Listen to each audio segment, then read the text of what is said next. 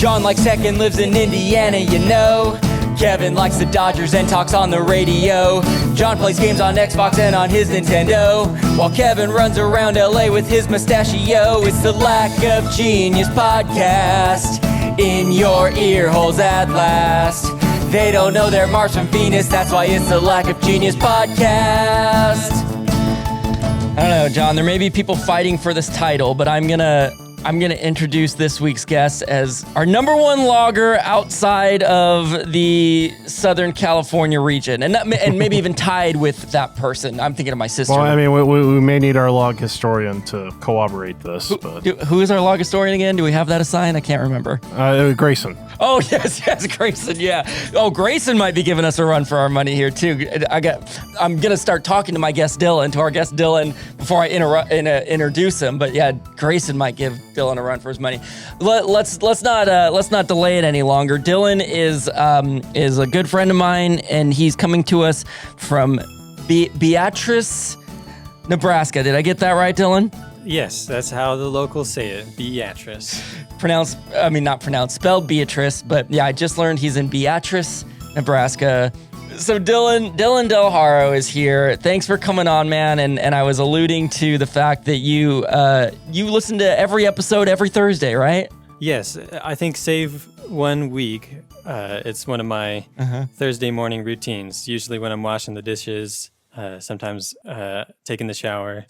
So we're the dishwashing, showering podcast. That's what we've always been known as, and so that's why I introduced Dylan as maybe our number one logging fan.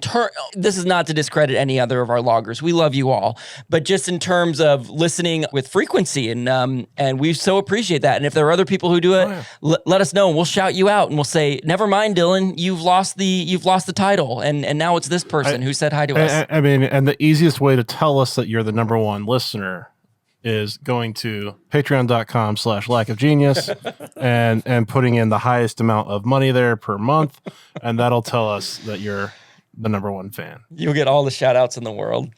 Dylan, we are so honored to have you. Tell us what you're quizzing us on. Today the quiz is on Woody Guthrie, musician, artist, mostly known for his music though.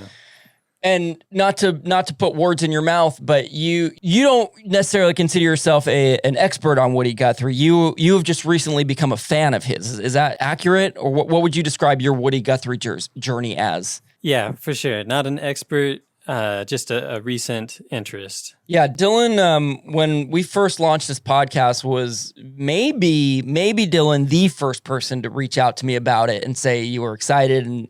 And so we've, from day one, been emailing about the idea of having Dylan on and brainstorm some ideas. And then I kind of lost track of things. And then he presented this idea of Woody Guthrie. And I was like, I know nothing about Woody Guthrie. Very little. I don't even want to try to guess what I know about Woody Guthrie because I'm worried that I'm wrong. So I was like, yes, let's learn about this person that I think is I have a feeling I'm going to be an admirer of by the end of this quiz. So yes, I was counting on that you didn't know a whole lot, but that you would be surprised by some of the things that Woody has in common, maybe with you, or he's just a very interesting figure for sure. Wow. Well, yeah, you should always count on me not knowing a lot, first of all. That's rule number one. And now I'm excited because you brought it back to Kevin. You brought it back to me, and now my ego is like, oh, okay, there's something good here going on. My question for you, Dylan, is, without spoiling the quiz, what caused you to, all of a sudden gain this interest in Woody Guthrie? Yeah, I'm trying to think of whether it spoils anything or not. I think I'll save that though for after the quiz. I can share that with you then. A little teaser there. That's what we call a teaser in the business, Dylan. Well done. Tidy up before we go any further with the show. Tidy up before we go. Fix our mistakes tonight. I wanna get it right.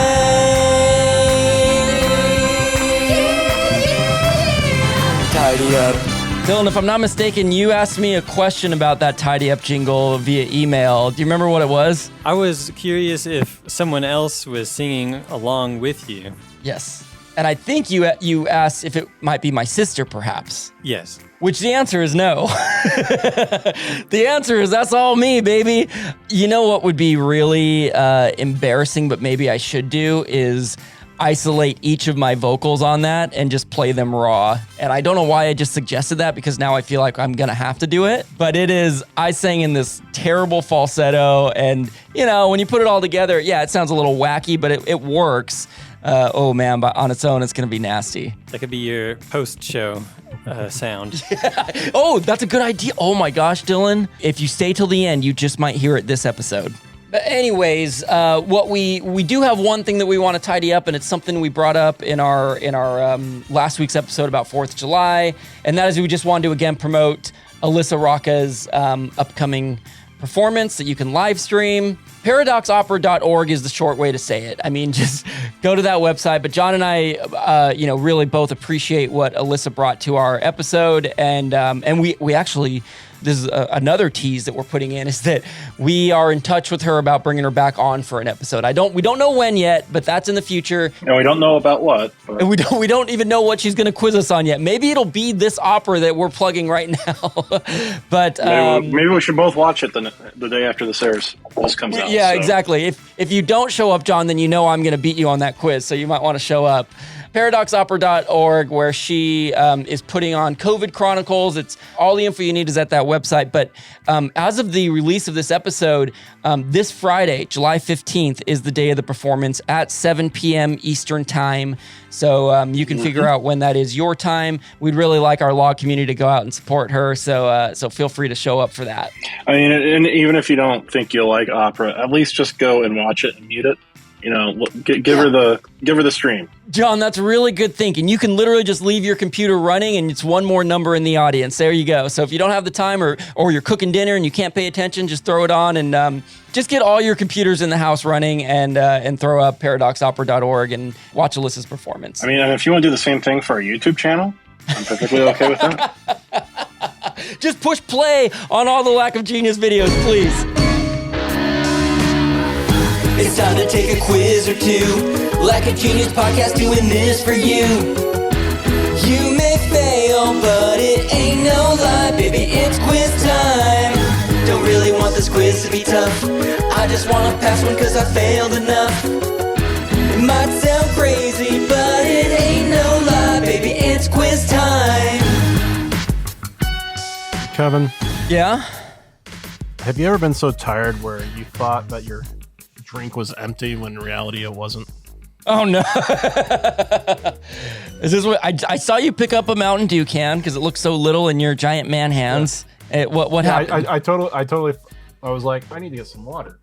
And then I just happened to pick up the Mountain Dew thinking that it was empty, to check that it was empty. But no, it was like half full. So this was a good experience. You're like, oh my gosh, I still have more. Yes. Oh, there's nothing like it. It just goes to show how tired I am. That means your brain power is lower, and now I am the favorite to win this episode. So it's possible, since I do know a little bit about Woody Guthrie. Oh, interesting. And his son. Oh my gosh, Dylan, what's going through your mind right now as he says that? Are you like, oh, he knows too much? No, I anticipated that John would probably be more familiar, and so I was trying to make this quiz in mind that Kevin, this would be maybe new to you, and John would be able to probably even say some things that I don't know about it. John's pretty good at that. John's pretty good at coming up with things that nobody else seems to know about something. It's a skill. Well, man, Dylan, so we appreciate you not just being here and making the quiz, but putting such thought into it and thinking about our personalities and what we may or may not know. I love hearing the depth of thought that goes in. So I could ramble on. I'm going to shut up now and hand it off to you. It sounds like the quiz is going to tell the story of what we have going on here with Woody Guthrie. So Dylan, take it away, my friend. That's right. And it's an honor to be on. I've been dreaming about it for a long time. I wondered if I'd have to be a patron before you would allow me on. So I'm glad that you're gracious enough that, I'll leave it at that. All right. First question, true or false? Woody Guthrie was named after 28th U.S. President Woodrow Wilson. I'm going to say false. false because knowing when Woody Guthrie was alive, like when he was really big, I feel like he would have already been born before Woodrow Wilson was president. Well, we know from the pre-show when Woody Guthrie was born, don't we? Do you remember? Yeah.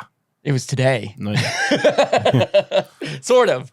The day that this episode drops, July 14th, is his 110th birthday. Right. So he was born in 1912, and I'm Yeah. trying to remember when Woodrow Wilson was. That's something I would not know because I am terrible at things. But here's why I'm so conflicted is because, and maybe this is the one advantage I might have on this quiz, is that I know Dylan, and Dylan is a very clever, witty, intelligent person. And so I could see him being very clever with coming up with things like this, like, it would be fun is just to randomly throw in that Woody comes from Woodrow Wilson. But it could also just be 1,000% true. This is why I love these quizzes. I mean, I do know that Woodrow Wilson wasn't exactly the greatest person, which is somewhat antithetical to Woody Guthrie. Yes, but Woody wouldn't have had a choice in what his parents Right. named him, right? So that's interesting. Could be ironic. Could be all the more reason why it being true would be interesting. Yeah. I'm still going to go with false. I really want to choose opposite of you, but I'm going to choose false, just going off the logic of, okay, maybe Dylan made this up, and it'll set the tone for the rest of the quiz. So we're both choosing false, Dylan. The answer is false. Oh, got And it. John, you got the logic, but not for the same reason though. He was named after Woodrow Wilson, but he was only a presidential candidate at the time. He wasn't elected until November that year, and then so he wasn't president. He wasn't inaugurated until the next year. Okay. So we're going with semantics there. Yeah, I wanted to set the precedent that there might be some twists in these questions. Yeah, and this is 1,000% welcome. That is probably what's the word I want to use here? That is probably the trickiest twist that we've had on a quiz, I think. And I love it. Like, it's not that, yes, Woody Guthrie was named after Woodrow Wilson. That is true, but not after the 28th U.S. president, Woodrow Wilson, right? That's what we're dealing with. That is amazing, Dylan. That is amazing. I'm going to name my child after you, Dylan. Your next dog. Yeah, maybe it's a safer bet to name my dog Dylan. But I will name him or her. I'll name him it'll be Dylan Dell-Haro. It'll be the whole thing, and I'll say it every time. Warms my heart. All right. Question number 2. Truth or lies? Woody Guthrie became friends with famous author George Orwell. Okay, well now I'm afraid of every question officially because the wording of this, like, it feels very deliberate. Woody Guthrie became friends with famous author George Orwell. What if he became friends with George Orwell before he was a famous author? And so that's what makes it false. Now we just don't know, John. We're playing with fire now. I'm going to go with true. I George Orwell, he wrote 1984, which is a very anti-fascist literature. Woody Guthrie was also very anti-fascist. In fact, he had written on his guitar that this machine kills fascists, which is where Tom Morello gets that from, because he has that on his guitar. Yeah, I'm doing it. John, knowledge bomb. Let's just get that out of the way now. Unless I'm completely wrong, I think that's the case. So there's a lot of overlap in their ideologies, I think. Okay. To where they would become friends. So assuming there's nothing tricky here, you're saying, yeah, that this makes sense logically. Right. Now, see, now I'm like, okay, what if he wasn't famous? What if Woody Guthrie became friends with a different famous author? What if somebody else other than Woody Guthrie became friends with George Orwell? There are many, but John, as much as I, again, want to choose opposite of you, I think I'm going to choose true on this one as well. I think we're both going to choose true. Well, John, you thought just what I wanted you to think. Oh, man. They do have similar politics, but they did not know each other as far as I know. It lies.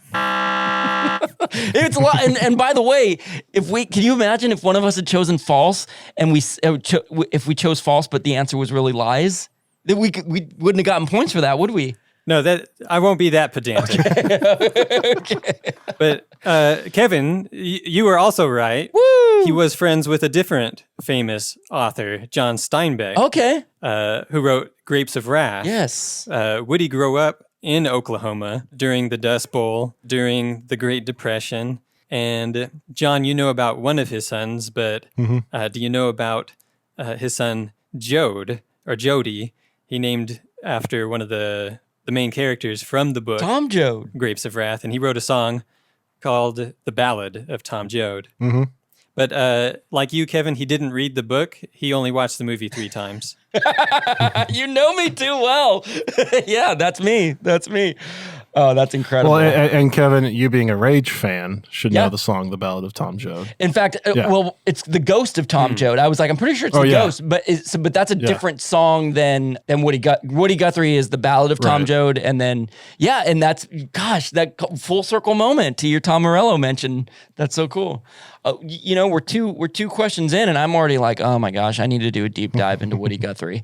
All it took was 2 questions, and I'm like, I'm pretty sure I'm already a fan of this guy. And you probably know a lot of his music already. I probably do. After all, this land is your land. Yeah, this land is my land. So that's the one that I'm pretty sure I could attribute to Woody Guthrie. But outside of that, I don't think I could name a single song, at least for a fact, All right, Dylan. We're 1 for 2, right? We're tied because we've given the same answers, and we're 1 for 2 to start. Yeah. Cool. Where are we going next, Dylan? All right, question 3, correct or incorrect? Woody had a job singing and giving edgy commentary on a Los Angeles radio station. Oh my goodness gracious. Okay, so correct or incorrect are the choices here, John. Don't you forget it. Here's what I'm wondering is you, at the beginning of this show, mentioned that I may find something similar with Woody Guthrie and myself. And I work in radio, and you know that about me, Dylan. And so, But he also knows your music too. yes, exactly. Now, I have never. This is a fun opportunity to talk about myself more. I've never sang on the radio, but I don't think I've shared this on here. I have actually had one of my songs played on Los Angeles radio when I was the board op for Rodney on the Rock, Rodney Bingenheimer, who's kind of an LA legend and broke a lot of bands in LA on K-Rock. And near the end of his run on K-Rock, this is several years now, I was his board op, and it was a job unlike any other radio job because he still played off of CDs at this time in like whatever that was, 2000 maybe 14 or so. Playing off of CDs was like ancient. Nobody did that, but he would always he'd hand me a CD and he'd say cut 4, and that was not a good Rodney impression, but he has a high pitched voice like that, and I'd put it in and I have to load it up. Anyways, that's not the point. The point is that I released some Halloween songs, and his assistant followed me on Facebook and heard one of them and said, "Oh my God, you got to get Rodney to play it." Rodney Bingenheimer played my song, one of my Halloween songs on the radio one year. Is the long way that I'm telling that story. So I've never sang on the radio, but not live, but my voice has been on there. So anyways, now that I've taken up all this time, I'm choosing true because I want it to be true, and I love the radio connection. And I'm sorry, I'm choosing correct as opposed to incorrect. Maybe you know what is interesting. And now I'm afraid to change my choice, but Los Angeles seems like a weird market for Woody Guthrie to be in for some reason. And so now I'm wondering if this is incorrect because all of it's true except for the fact that it's not a Los Angeles radio station. I'm changing to incorrect. I'm doing I'm it. still going with correct. Okay, we're going opposite. How do we do, Dylan? The answer is correct. That's for me. That's for Dylan. That's for John. I overthought it. You're playing mind games on me, Dylan. That's great. Yes, I was hoping to just ask the question and then sit back and watch the mind games. It's happening exactly as you envisioned it. So he moved from Oklahoma to Texas briefly, but after the Dust Bowl, Woody hitchhiked, hopped trains, and walked to Los Angeles. During his travels and when he got to LA, he sang and played music and painted signs and did a little bit of bootlegging on the side to make money. But his musical talent landed him on a radio show, but he was eventually let go because giving edgy commentary wasn't a part of his position description. But true or false, all of the following statements are true. So there's some logic in this one. Okay. A, his sister died in a fire when he was a kid. B, His mother threw a kerosene lamp on his father when he was sleeping. C. His daughter died of a fire when she was 4 years old. Oh my God. And D. He burned his right arm while living in Florida, splashing gasoline on a campfire, rendering him unable to play guitar after that.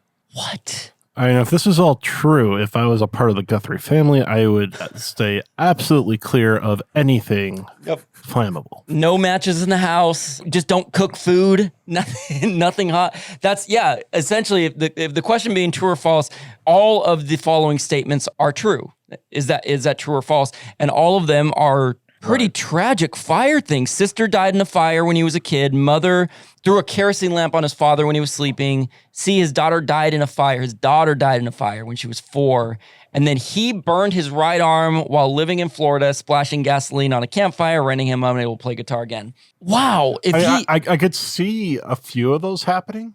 Yeah. Like, B could have caused A. Yeah, the mother throwing kerosene on the father could have caused the fire that tragically led to his sister dying as a kid. Right. And then the thing that's hard for me to believe is the end of D, where he burned his own arm splashing gasoline on a campfire, rendering him unable to play guitar again. Did Woody Guthrie, the last however long after this of his life, was he not able to play guitar?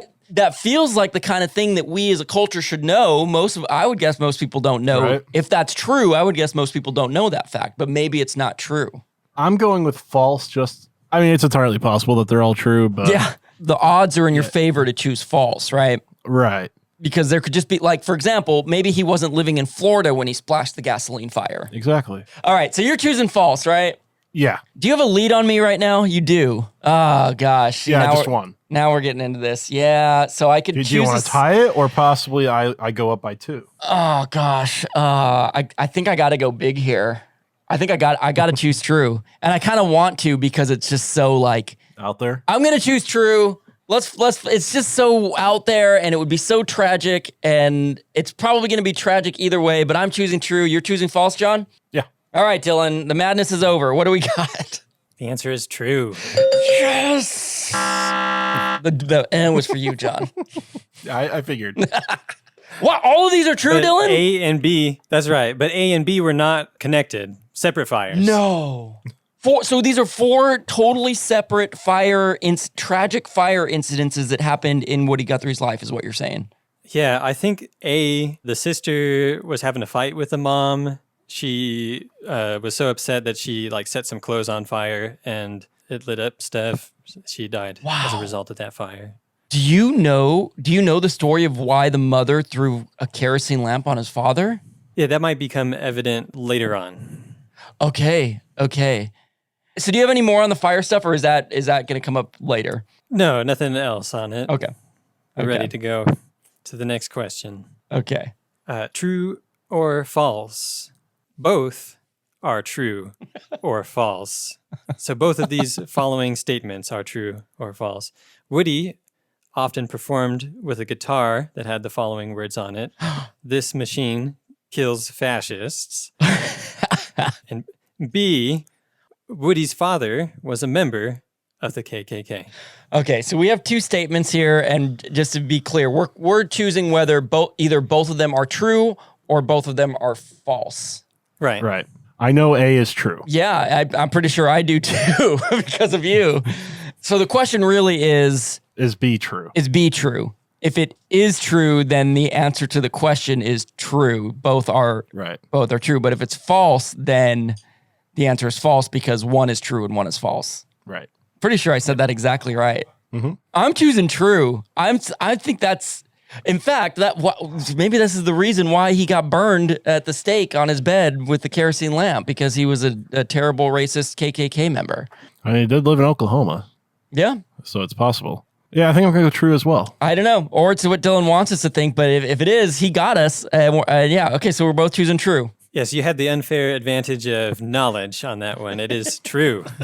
Yeah, he borrowed that phrase from industrial workers who were putting those words on their manufacturing machines, like lathes that were making supplies for the war. And his dad was a member of the local KKK. He attended a lynching of a mother and child a year before Woody was born. Wow, he was in it. Oh my gosh. Yeah. What a crazy fact, knowing who Woody Guthrie is, and then to be able to say, yeah, his father was a KKK member. So bizarre. Yeah, the apple did fall far from the tree. The apple did fall far from the tree. Yeah, I was just gonna say, I've got knowledge on Woody Guthrie because of Arlo Guthrie, his son. Yes. And I grew up listening to his stuff because of my parents, and in fact, before I was born, I was still in utero. I was referred to as Arlo. Really? Yeah, before my parents chose a name. Oh, why didn't they stick with Arlo? I was just going to say, that's such a solid name. Don't get me wrong, John is great, but man, Arlo is sick. I never call things sick. That's how good of a name it is. So I'm curious, Dylan, if you could now answer the question of what got you interested in Woody. Well, are we there yet? Not we yet. do have more questions. Not yet. Oh, do we? All the way to the very I end. just scrolled ahead. Oh. I didn't have to go for the big win. I'm glad I did, but we have It's 5 10 altogether. Yeah, there's 10 altogether, and I didn't know that. I thought we were just doing 5. I know. We just took a turn. Okay, so we didn't end up tied. Yeah. Okay. So we got 5 more questions to settle this out. Yeah, well, let's just go for it then. Okay. Number 6. Right or wrong? Woody Guthrie's most well-known song, "This Land Is Your Land," was written in critical response to U.S. immigration policy. Boy, that sure seems like it would be true, doesn't it, John? To me, it does. I think it's wrong though. I think it's more with environmental policy and the usage of land. Interesting, John. Which, yeah. Because with Woody Guthrie growing up in Oklahoma, major farming and ranch and everything, so he has an understanding of land in that aspect. And the U.S. did not do a great job with land use at the time. I was thinking this could be true just because, it's weird. You hear that song and you really think of it as almost a patriotic song, but Oh yeah. I don't think people think of Woody Guthrie as patriotic necessarily, but I guess it just depends on what your definition of being a patriot is, really. I don't know, John. You convinced me that it might be about the environment, so I'm going to choose wrong based on your logic. Both going with wrong. Well, you are right. It is wrong, but for the wrong reasons. Oh, hey, at least all we care about is the answer. Let's move on. We don't need to hear more about that. I'm just joking. It was actually written in critical response to the song "God Bless America." He was hearing that song so much, and he didn't like it. Wow. Originally, Woody's song was a parody titled "God Bless America for Me," and later he switched those words with "This land was made for you and me." But you're right. The song sounds and is used for like patriotic purposes. It's something that we sing as kids. But there are 2 verses that are often omitted and that weren't on like the original recording because he was doing it to make some money. So yeah, I'd like to read those verses for you if I could. Please. Totally. So yeah, they come at the end of the song. The first is, "There's a big high wall there that tried to stop me. Sign was painted. It said private property. But on the back side, it didn't say nothing. That side was made for you and me." And then the last one, "In the squares of the city, in the shadow of the steeple, by the relief office, I seen my people. As they stood there hungry, I stood there asking, is this land made for you and me?" Wow. Oh, that's good. And it's crazy because that's especially in the world we live in, that sounds like a tweet, right? It's like that's not a controversial take by any means now, but then to question like, what do you no, this is not the greatest place to live. Look at this inequality that exists. Look at these hungry people everywhere. That's still controversial. Yeah, but I guess what I mean by that is, and it's because of the internet. Everybody can post it. If you're on that side of it, anybody can say that. It's not like it's not like a big risk to say something like that. But yeah, controversial. You're right. It's depending on where you live. Yeah, this is true. I'm definitely coming from a left coast bubble for sure. Yeah. I'm guessing if Dylan put a big sign that had the first verse or even the second verse in his yard, it would probably get defaced or something like that pretty quick. Yeah. Same with me. No, that's a humbling thing to hear because you're right. Sometimes I forget how much of a bubble I'm in here, and Yeah, and it really changes the whole meaning of the song. To end in that question. I mean, it's the first verse with imagery of people and buildings, representing church and state. Yeah, and it points out that inequality. But at the time he was writing the song and recording it, he was making some compromises in omitting those verses, the ones that he wrote, because he was trying to pay the bills too. He had a lot of kids. Yeah, as we know, he at least had a daughter, and we know of a son named Arlo. But and another one. Do we know about another one for sure? Oh yeah, because you mentioned Joe. them. Yeah, that's right. What a dilemma that's really has existed as long as there's been a capitalist society of like, what can I compromise because it turns out I need this green stuff we call money to live and to take care of the people I love and care for. Wow. Oh, so fascinating. What a great question, Dylan. So much good information there. Yeah, thanks for engaging in the conversation. All right, we're going on to number 7. All right. Yes or no? Woody served in the Navy. Short and sweet. Did he serve in the Navy? Yes or no? I mean, it would kind of surprise me to hear that he did, which makes me want to actually choose yes that he did, because it doesn't seem like he would have. Do you think you know this, John? Looks like you're thinking. You're basically pounding your head against the microphone, like I know this. Right. I know this. Yeah, I don't remember what it was, but I watched something with Arlo. Oh, okay. I feel like he was talking about his dad a little bit. Gosh, I'm definitely now having second thoughts because I'm like, maybe he served in the Army, not the Navy.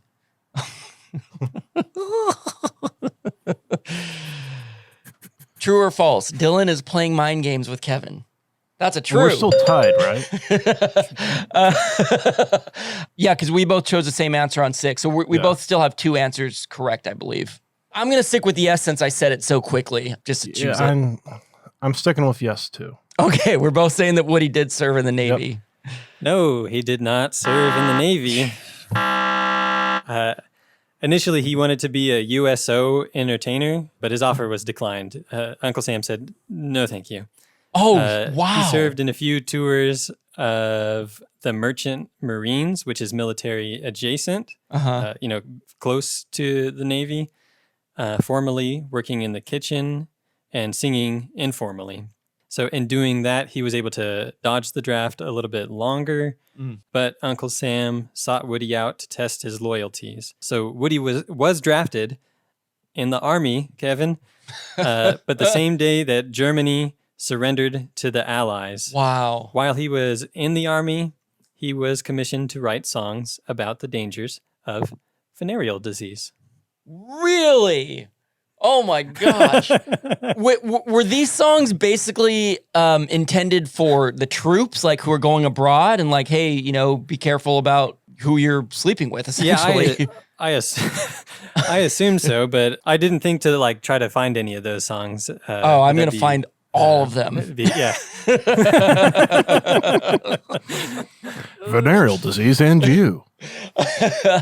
I would love to find at least one of them. I'd be so curious. And maybe they don't exist. Maybe they were just saying but I'm sure there's an archive deep in the Pentagon that has it. I like that he was denied to be a performer, but still got the opportunity to use his musical gifts to help, right? I guess, to spread awareness.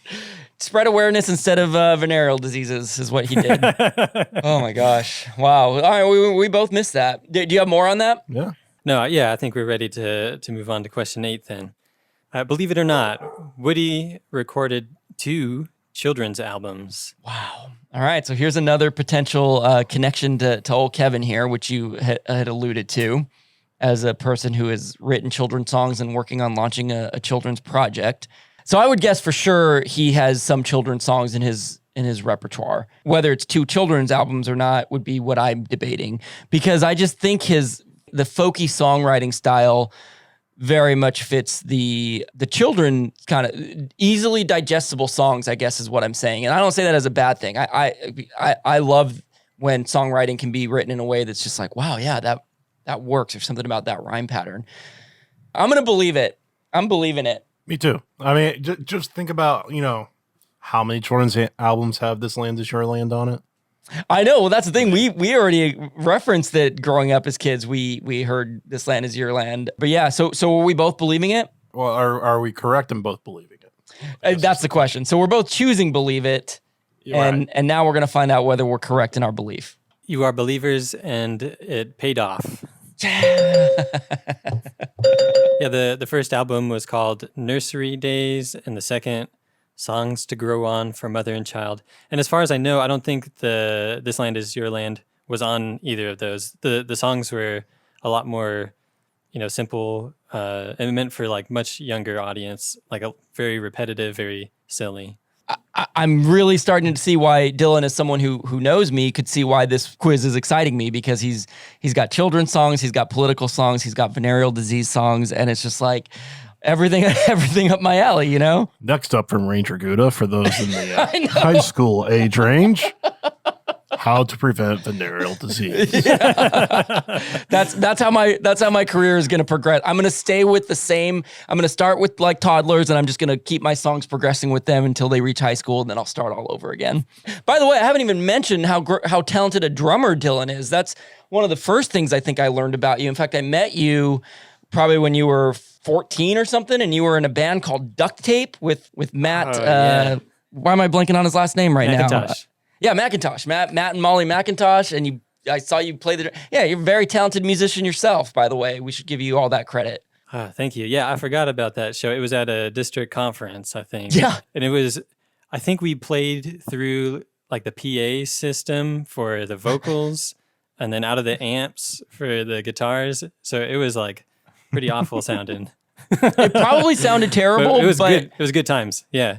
Yeah, but for me, as someone who hadn't been to a ton of concerts and seeing people that I knew and loved on stage, I remember we were all so into it, and I remember all like weekend or all whatever it was, we were all like, oh, we're gonna see Duct Tape tonight. We're all gonna see Duct Tape tonight. We were all so excited. You guys knocked it out.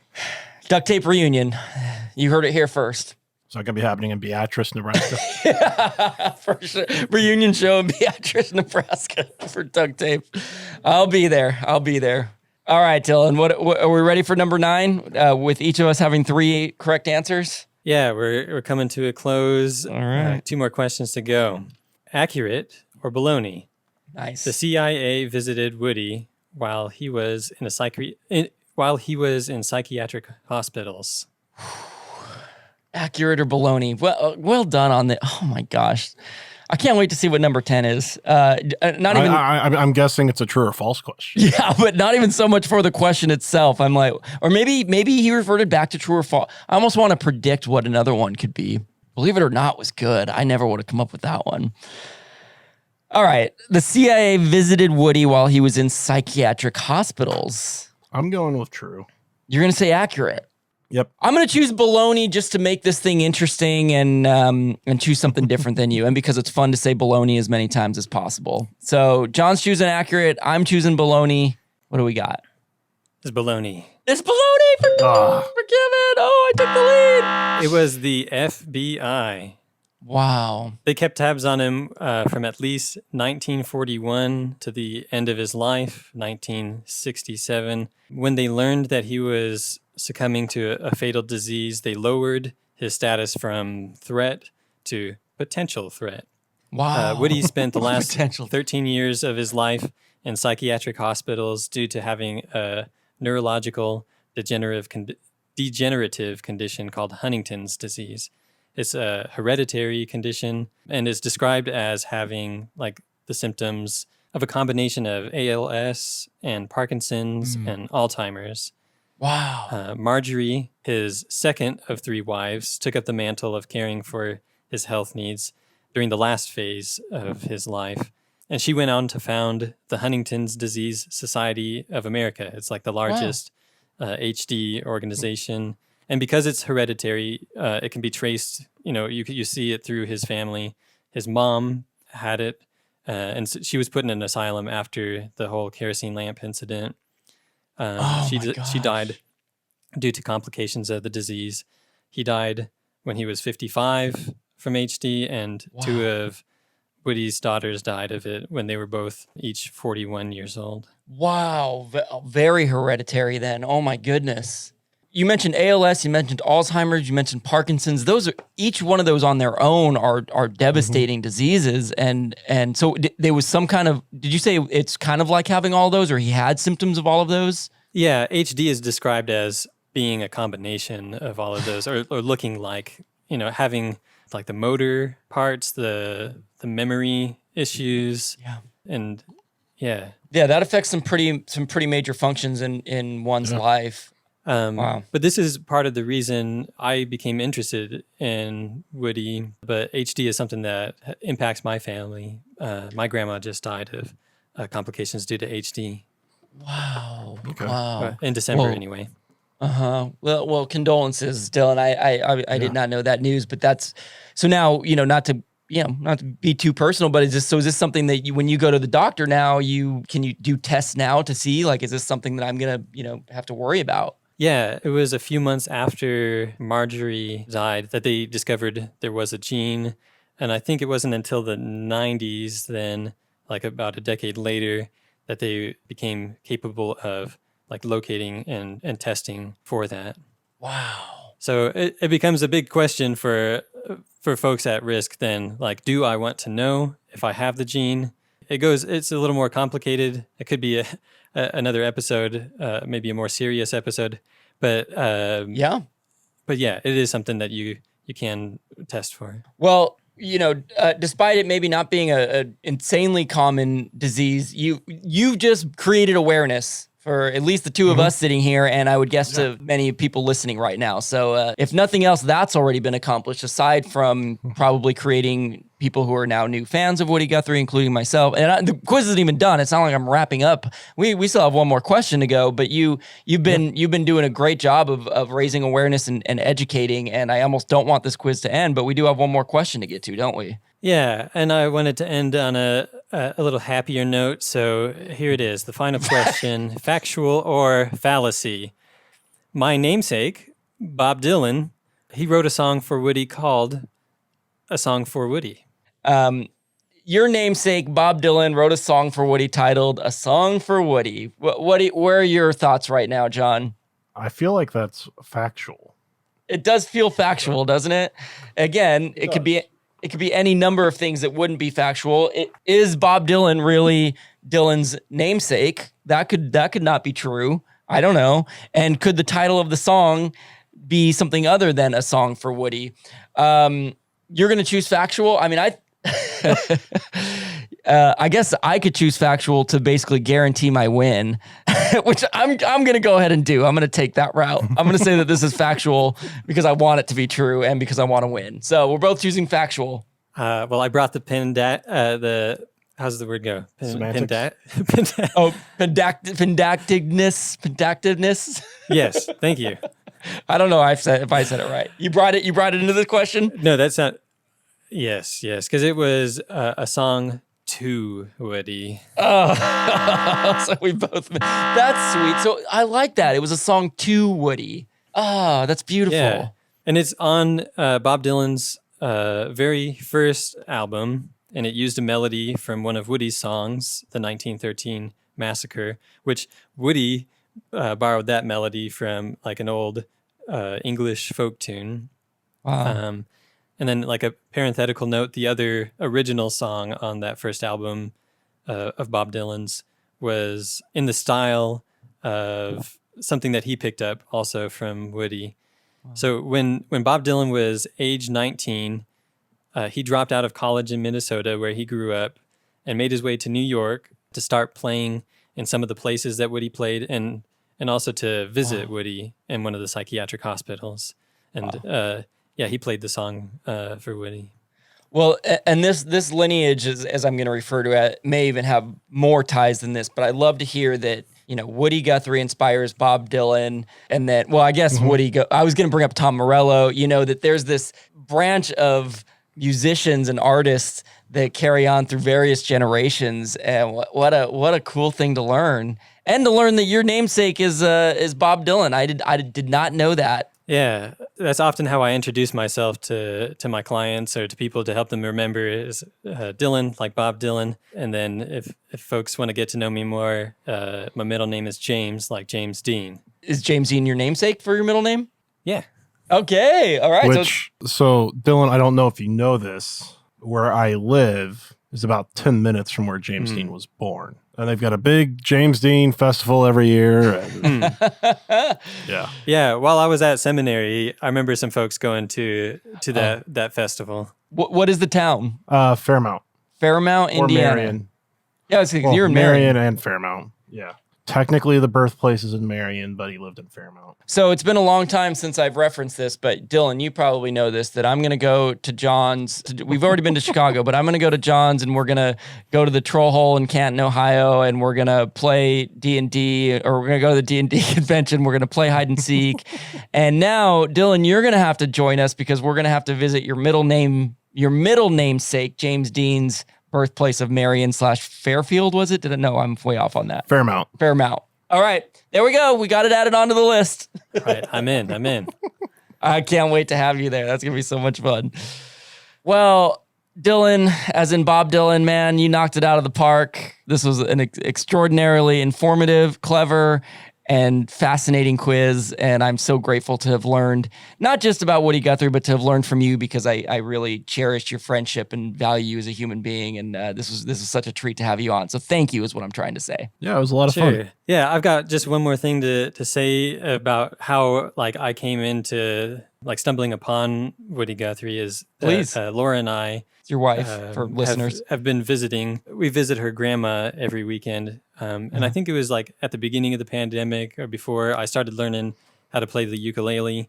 And so we would play music for grandma, hymns or old folk songs.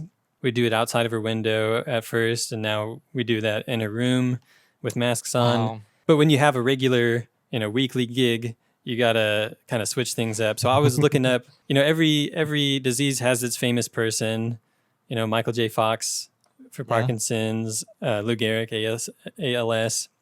So Woody Guthrie is kind of like the patron saint of HD. And so I thought, I wonder, what kind of songs we might be able to sing from his, discography. And I thought that he was going to be just like your traditional standard country music, kind of like Hank Williams. Mm-hmm. But when one of the songs came up, You Fascists Are Bound to Lose, I thought there's more to this guy than just some folk music. Wow. So it's been a rabbit hole since then. Yep. Read that one title and it's okay, wait, I better dig deeper. No, it's been a joy putting the quiz together, and I've been smiling so much as we're doing this that my face cheeks hurt. So mine too. It's a real good time. Thank you. It's the Lack of Genius podcast in your ear holes at last. They don't know they're Mars from Venus, that's why it's the Lack of Genius podcast. Tidy up before we go. Fix our mistakes tonight.